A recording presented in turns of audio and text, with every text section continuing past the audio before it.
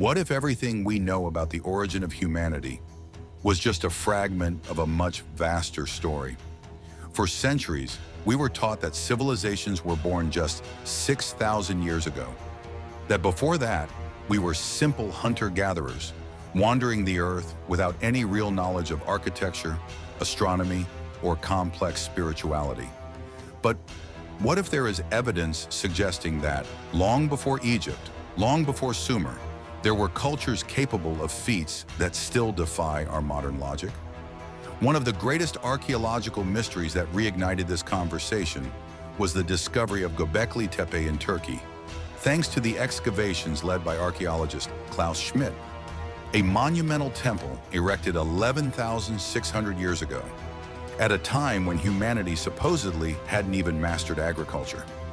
Imagine circles of gigantic stone pillars arranged with perfect geometric precision, each stone carved with animal symbols, human figures, and cosmic representations that even today we cannot fully decipher. Some of these stones weigh up to 20 tons, heavier than many of the blocks used in Egypt's pyramids.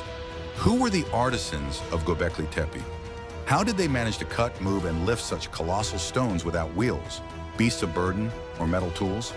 Even more puzzling, Göbekli Tepe was intentionally buried by those who built it, around 8,000 BC, as if they wanted to hide it from the future.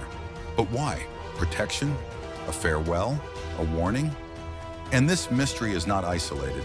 In Bolivia, the ruins of Puma Punku hold andesite stones with cuts so precise they seem made with laser technology.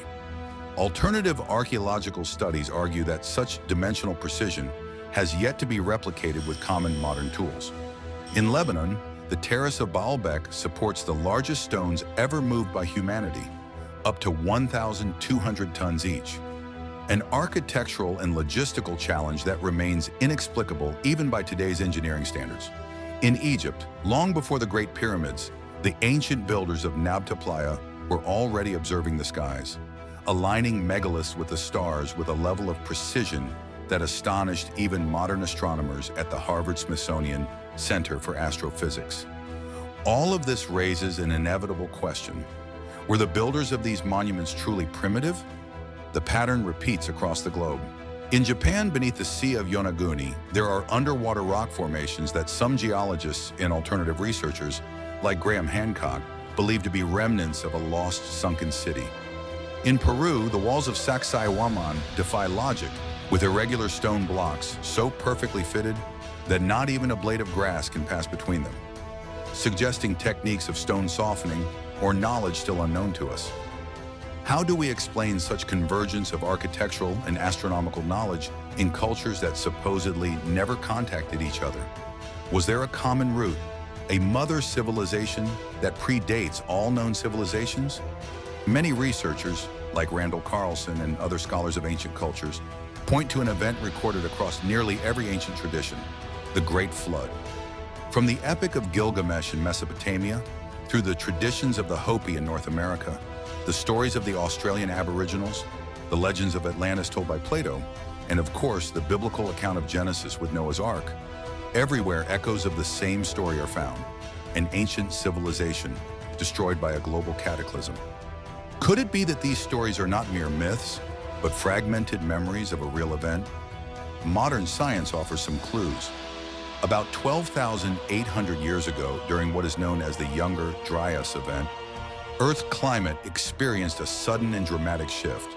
Recent scientific research, supported by the Comet Research Group and studies from Harvard, suggests that this event might have been triggered by the impact of comet fragments, causing global wildfires, massive tsunamis, extreme atmospheric changes, and the extinction of numerous species. Could this event have wiped out an advanced civilization that once thrived on Earth? And if so, did some of their survivors endure? Did they pass on fragments of their knowledge to the peoples who would later rebuild humanity? Such a possibility would reshape everything we think we know about ourselves. Let's consider something even more intriguing. Myths around the world speak of gods who taught agriculture, astronomy, medicine, and architecture to early humans. What if these gods were not supernatural beings, but survivors of an earlier humanity?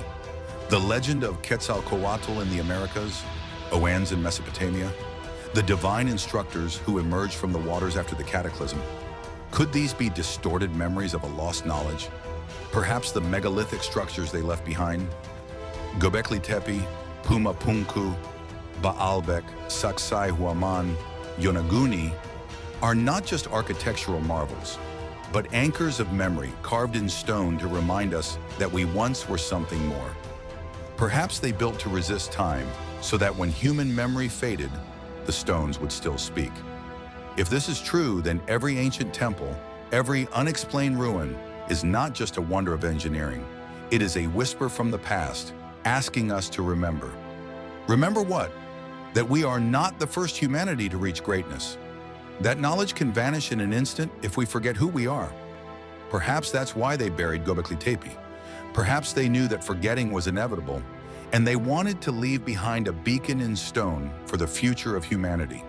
The real question is not whether advanced civilizations existed before known history.